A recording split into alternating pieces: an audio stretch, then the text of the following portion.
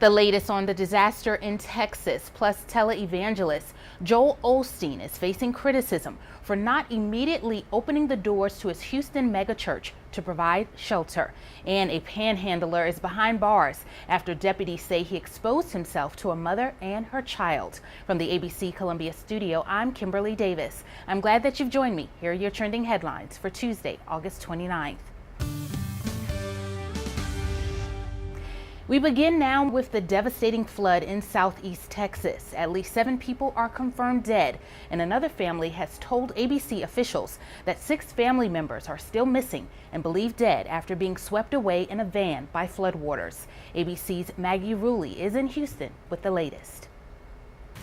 Historic flooding has brought southeast Texas to a standstill.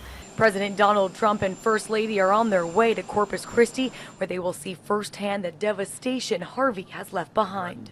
Just northeast in Houston, rescuers are working around the clock to save residents fighting to stay above water, floating on air mattresses, piling into canoes, and lifting out of harm's way in rescue baskets. Life and death moments playing out over hundreds of square miles. It was just a blessing to be rescued.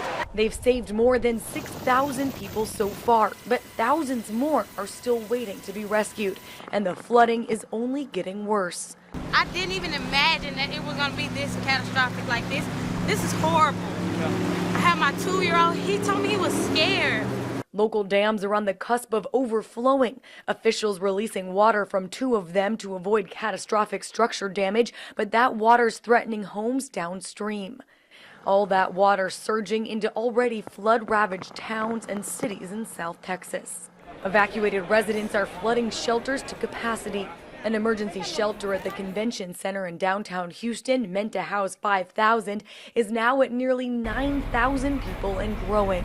We're not going to turn people away. Hospitals across Houston facing power outages and rapidly dwindling supplies are now racing to evacuate patients. If you start to run out of supplies and you can't feed people, that's a big problem. The EPA will begin checking the flood water for contamination here in Houston, checking to see how much sewage and chemicals are in the water supply. Maggie Rulli, ABC News, Houston, Texas. Houston's Lakewood Church will open to storm evacuees today, following heavy criticism online of its pastor, Joel Osteen. A spokesman said the mega church can shelter at least several hundred people.